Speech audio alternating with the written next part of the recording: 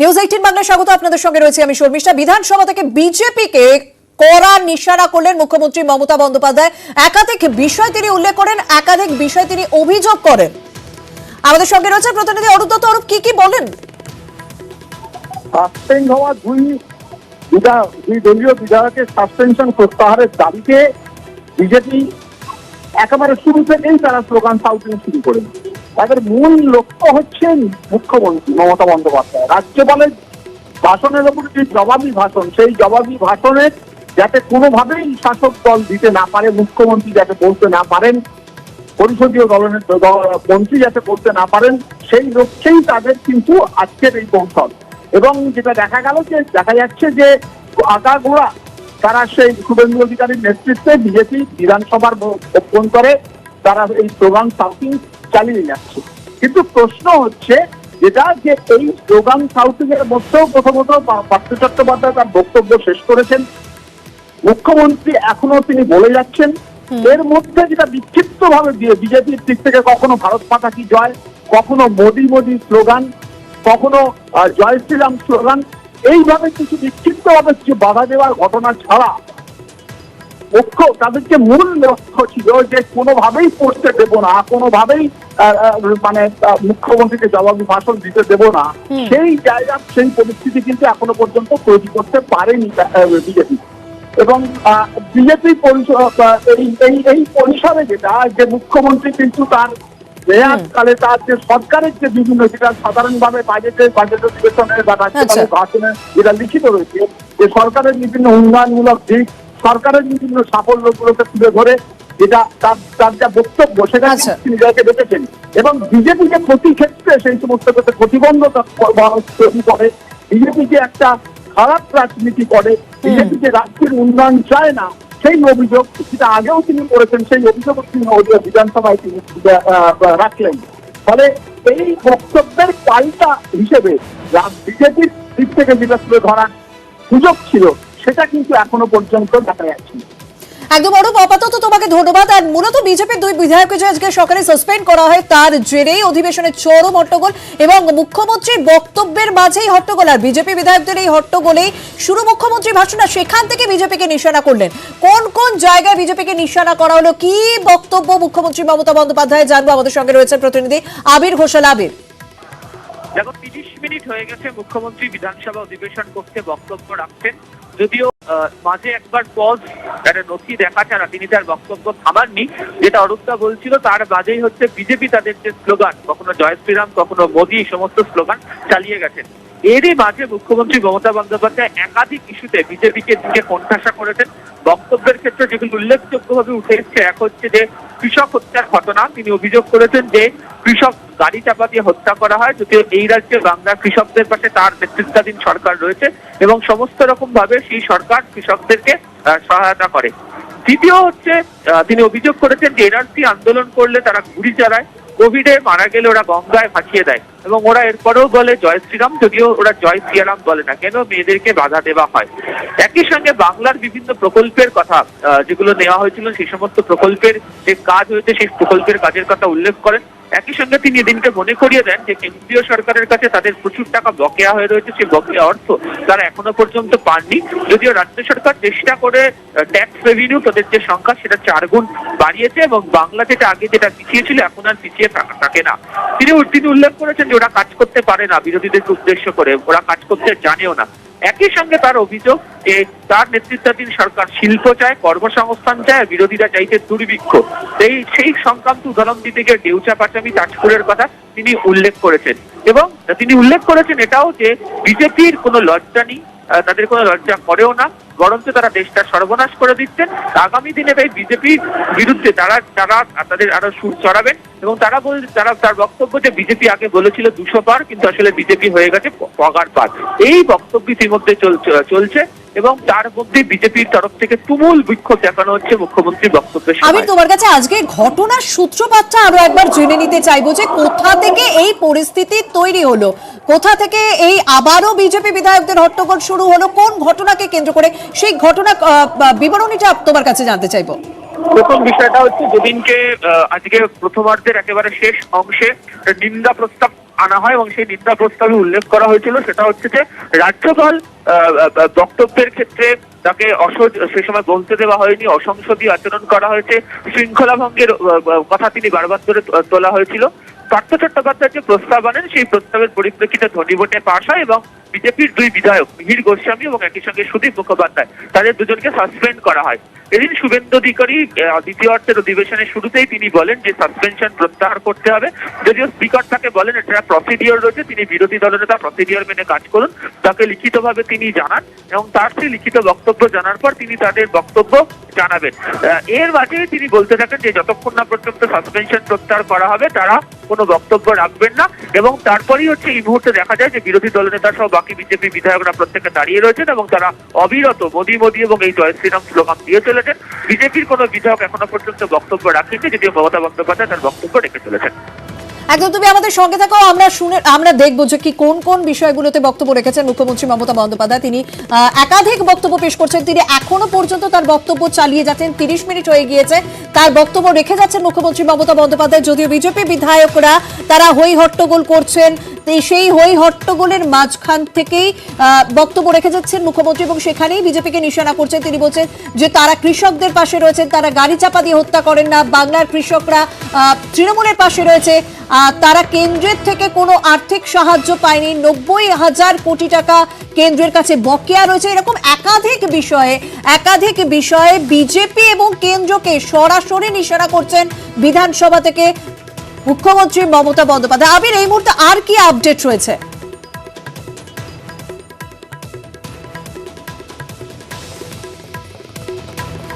আমরা আবারও যোগাযোগ করবো। আমফানের টাকা এখনো পর্যন্ত পুরোপুরি কেন্দ্র দেয়নি, দেশটার সর্বনাশ করেছে বিজেপি বলেছিল 200 পার, এবার বিজেপি পগার পার। একাধিক বিষয় নিশানা মুখ্যমন্ত্রী মমতা বন্দ্যোপাধ্যায় কেন্দ্র এবং বিজেপিকে। তৃণমূলের সঙ্গে লড়া সহজ নয় বলেও বক্তব্য রেখেছেন মুখ্যমন্ত্রী মমতা বন্দ্যোপাধ্যায়।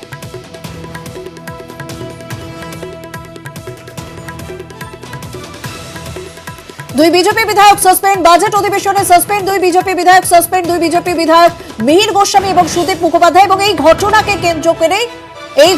কেন্দ্র করে পরিস্থিতি এরকম জায়গায় গিয়ে পৌঁছয় যে এই সাসপেন্ডের জেরে বিজেপির বাকি বিধায়করা হই হট্টগোল করতে থাকেন এবং সেই হই হট্টগোলের মাঝেই বক্তব্য রাখছেন মুখ্যমন্ত্রী মমতা বন্দ্যোপাধ্যায়, যেখান থেকে বিজেপি এবং কেন্দ্রকে একাধিক নিশানা করা হচ্ছে। ঘটনার সূত্রপাত আমরা জানি সোমবার বাজেট অধিবেশনের শুরুতে রাজ্যপালের ভাষণের আগেই বিজেপি বিধায়করা তারা হই হট্টগোল করতে থাকেন এবং এরপর এই ঘটনার জেরেই আজ দুই বিজেপি বিধায়ক মিহির গোস্বামী এবং সুদীপ মুখোপাধ্যায়কে সাসপেন্ড করা হয়। সেই সাসপেন্ডের ঘটনার জেরে আজ আবারও বাকি বিজেপি বিধায়করা হট্টগোল করতে শুরু করেন। সেই হই হট্টগোলের মাঝেই বক্তব্য রাখতে থাকেন মুখ্যমন্ত্রী মমতা বন্দ্যোপাধ্যায়। সেখান থেকে একাধিক বিষয়ে বিজেপি এবং কেন্দ্রকে নিশানা করলেন মমতা বন্দ্যোপাধ্যায় এবং তৃণমূলের সঙ্গে লড়া সহজ নয় বলে সোজাসুজি চ্যালেঞ্জ ছুড়ে দিয়েছেন এবং কৃষক ইস্যুটিকেও তিনি সেখানে টেনে এনেছেন। তিনি বলেছেন কৃষকরা তৃণমূলের পাশে রয়েছেন, কিন্তু বিজেপি গাড়ি দিয়ে হত্যা করে।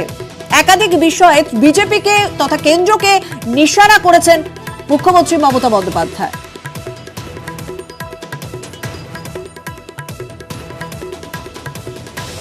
বাজেট ভাষণে দুই বিজেপি বিধায়ক বাধা দেন, দুই বিধায়ককে সাসপেনশনের প্রস্তাব দেন পার্থ চট্টোপাধ্যায়।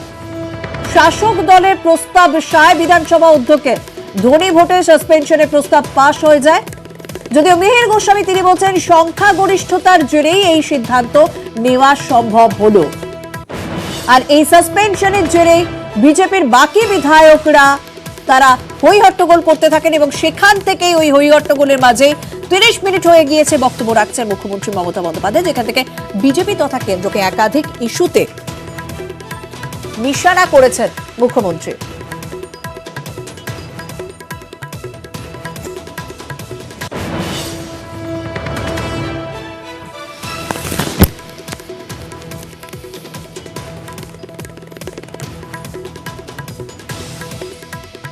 বিধানসভা থেকে বিজেপির বিধায়করা তারা হই হট্টগোল করতে করতে বাইরে চলে এসেছেন, ওয়াকআউট করে তারা চলে আসেন। মিহির গোস্বামীকেও আমরা দেখতে পাচ্ছি সেখানে।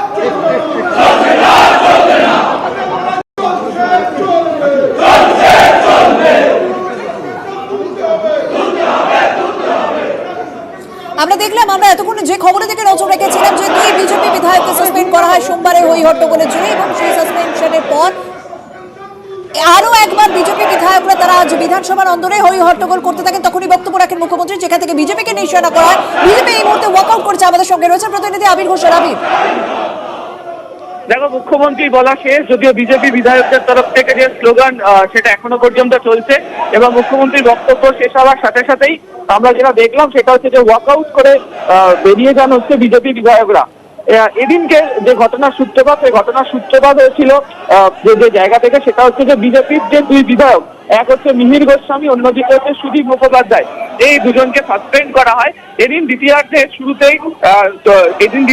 শুরুতেই শুভেন্দু অধিকারী, বিরোধী দলনেতা, তিনি স্পিকারের কাছে অনুরোধ করেন যে সুদীপ মুখোপাধ্যায় এবং একই সঙ্গে হচ্ছে যে মিহির গোস্বামী, এদের দুজনের যেন সাসপেনশন যেন প্রত্যাহার করে নেওয়া হয় এই অধিবেশনের জন্য।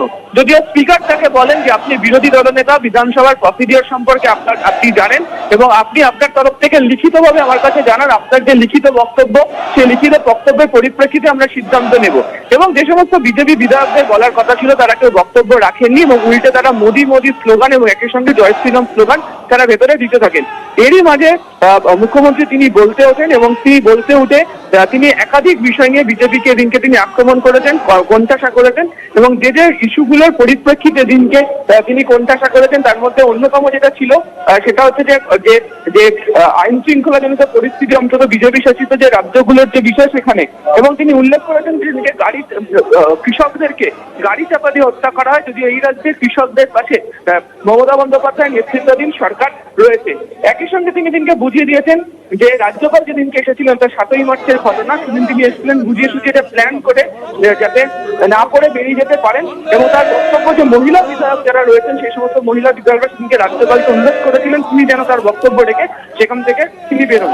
একই সঙ্গে বিজেপির এই শাসনকালে বা বিজেপি শাসিত রাজ্যগুলিতে কোনো আন্দোলন করতে গেলে, বিশেষ করে এনআরসির দিনকে নাম উল্লেখ করেছেন যে এনআরসির বিরুদ্ধে আন্দোলন করতে গেলে গুলি চালানো হয়, এবং কোভিডে কেউ মারা গেলে তার দেহ গঙ্গাতে ভাসিয়ে দেওয়া হয়। এবং এই মুহূর্তে রাজ্য সরকারের প্রধান লক্ষ্যের জায়গা যে রয়েছে হচ্ছে শিল্প, সে কথা তিনি উল্লেখ করেছেন। একই সঙ্গে তার বক্তব্য হচ্ছে যে তারা চান শিল্প, বিরোধীরা চাইছেন হচ্ছে দুর্ভিক্ষ, এবং কর্মসংস্থানই যে লক্ষ্য, ডেউচাপাচানি, তাজপুর, এই সমস্ত ঘটনার উদাহরণও যেদিনকে তিনি তার বক্তব্যের পরিপ্রেক্ষিতে তুলে ধরেছেন। একই সঙ্গে এটা বুঝিয়ে দেওয়ার চেষ্টা করা হয়েছে যে বিজেপি বলেছিল তারা 200 পার করবে, আসলে দেখতে পাওয়া গেল যে বিজেপির আসলে যে পকার পার হয়েছে। ফলে একাধিক ইস্যুতে বিজেপিকে যেমন তিনি তীব্র আক্রমণ করেছেন, কোণঠাসা করেছেন, ঠিক অন্যদিকে হচ্ছে রাজ্য সরকার যে সমস্ত কাজগুলি করেছে, সেই রাজ্য সরকারের যে কাজ, বিশেষ করে দুয়ারে সরকার, অন্যদিকে হচ্ছে পাড়ায় সমাধান সহ বিভিন্ন প্রকল্পগুলো সুবিধা মানুষজন কিভাবে পেতে শুরু করেছেন সেই বিষয়টা উল্লেখ এদিকে করেছেন। যদিও মুখ্যমন্ত্রী প্রায় দেখতে পাওয়া যায় যে 37 মিনিটের যে বক্তব্য, যে 37 মিনিটের বক্তব্যে একবারের জন্য বিজেপি বিধায়করা তাদের যে স্লোগান তা সামান্যিক ক্রমাগত মোদি মোদি স্লোগান, জয় শ্রীরাম স্লোগান দিতে থাকেন, যদিও তার মাঝেই গোটা বক্তব্য শেষ করেছেন মুখ্যমন্ত্রী মমতা বন্দ্যোপাধ্যায়।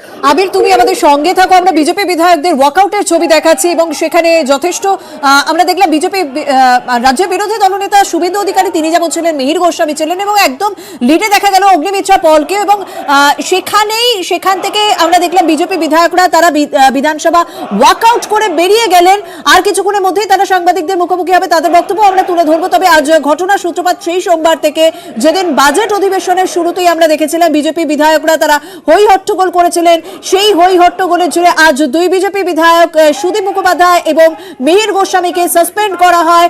যদিও মিহির গোস্বামী তিনি বলছেন যে যেহেতু তাদের সংখ্যাগরিষ্ঠতা রয়েছে শাসক দলে, সেই সংখ্যাগরিষ্ঠতার জেরেই এই সিদ্ধান্ত নেওয়া সম্ভব হলো, এবং সাসপেনশনের প্রস্তাব আজ এনেছিলেন পার্থ চট্টোপাধ্যায়। সেই প্রস্তাবেই সায় দেন অধ্যক্ষ। বিধানসভায় ওয়াকআউট করে বেরিয়ে যাচ্ছেন বিজেপি বিধায়করা।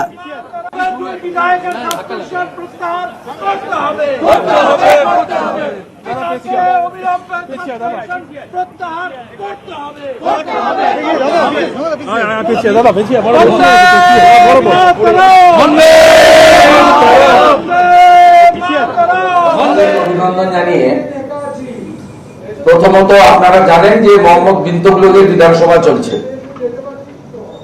আমি গতদিন এখানে বলেছিলাম যে question answer, zero hour, calling attention, mention, এগুলো এই হাউসের এই সেশনে, বাজেট সেশনে তুলে দিয়েছে। যাই হোক, আপনাদের কাছে বলার একটা ফল হয়েছে। আজ থেকে কোশ্চেন অ্যান্সারটা চালু হয়েছে, অর্থাৎ বিপুল সংখ্যাগরিষ্ঠতা নিয়ে আসা বিরাট অভিজ্ঞতায় নাকি সমৃদ্ধ শাসক দল বিধানসভাকে এবং বাংলার জনগণকে কিভাবে অবজ্ঞা করছে, এটার মধ্য দিয়ে তার একটা বড় প্রমাণ। দ্বিতীয়ত, আমরা পাবলিক অ্যাকাউন্টস কমিটিতে ডক্টর অশোক লাহিড়ীকে চেয়ারম্যান না করার প্রতিবাদে বা বিরোধীদের সদস্যকে প্রতিবাদ না করার জন্য আমরা বিএ কমিটি এবং অল পার্টি মিটিং আমরা অ্যাটেন্ড করি না। কারণ আমরা জানি রুলিং পার্টির যে হিটলার মুসোলিনির মতো আচরণ, মিটিং এর ফলাফল যারা যেখানে যায় সেই মিটিং এ পার্টিসিপেট করার কোনো যৌক্তিকতা নেই বলে আমরা মনে করেছি। আপনারা জানেন যে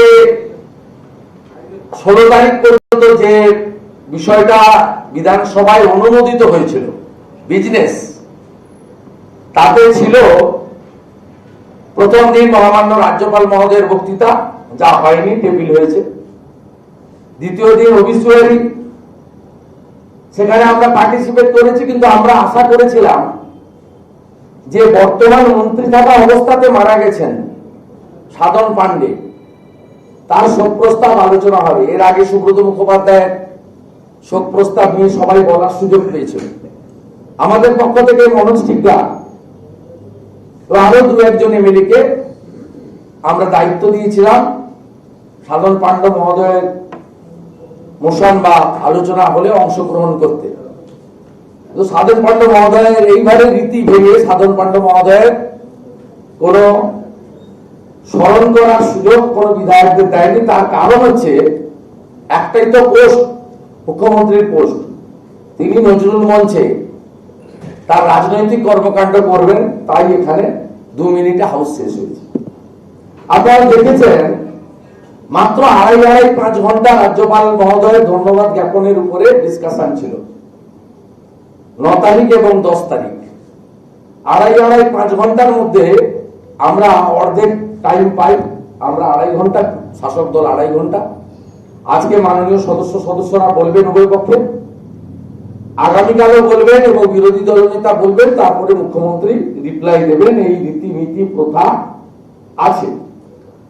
আমি বামামলেরও বিধায়ক 2006 রাজ্যপালের ভাষণের উপর বক্তৃতা 3 দিন ধরে হতো, সবাই বলতো এবং আশা করে বিধায়কদের মানুষ জিতিয়ে পাঠিয়েছে তার এলাকার বক্তব্যগুলো তুলে ধরার জন্য, রাজ্যের অবস্থা তুলে ধরার জন্য। কোন সুযোগ এখানে নেই।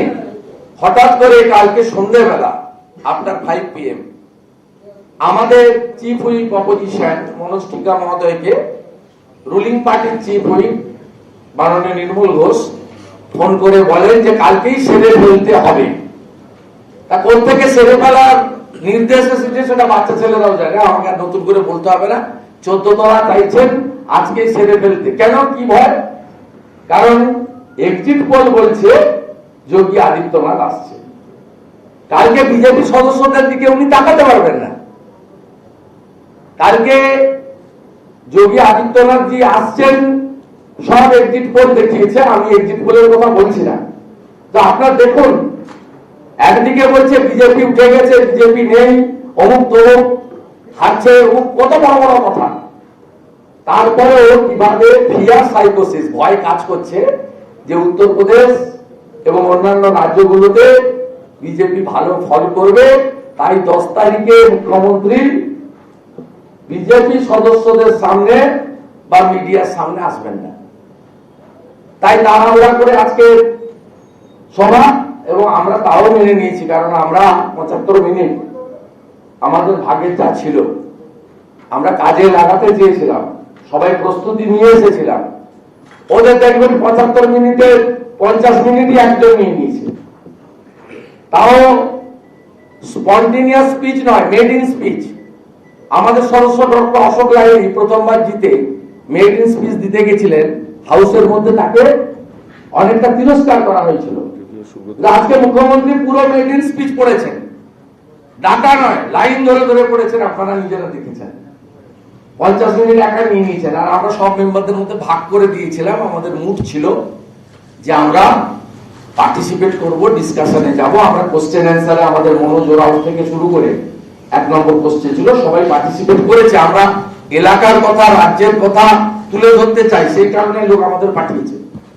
কিন্তু আমাদের আজকে 2 জন member, Mihir Goswami 4th time member, 3rd time member Sudhir Mukherjee 2nd time member এই হাউসে, এবং তারা খুব নন পলিটিশিয়ান, তারা বিজেপির অত্যন্ত দায়িত্বশীল সংগঠক, নেতা, কর্মী।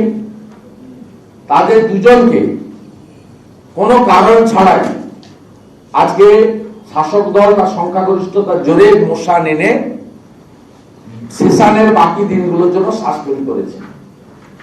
আপনারা জানেন মহামান্য রাজ্যপালের বক্তৃতার দিন যা ঘটেছে, আমরা যা অভিযোগ করেছি, রাজ্যপাল মহোদয় অধ্যক্ষকে যে চিঠি লিখে কাল টুইট করেন, তার মধ্য দিয়ে প্রমাণ হয়েছে যে কারা সেদিন রাজ্যপাল মহোদয়কে হেনস্থা করেছেন, অপমান করেছেন, সেটা আমাদের বলতে হয়নি। সংবিধানের যিনি রক্ষক এবং হেড অফ দি কনস্টিটিউশন বা পশ্চিমবঙ্গের, তিনি তার স্পিকারকে লেখা চিঠিতে ডিটেলসে নাম ধাম সময় দিয়ে কি ঘটেছে তিনি বলে দিয়েছেন। এ ব্যাপারে আমাদের কিছু বলার নেই।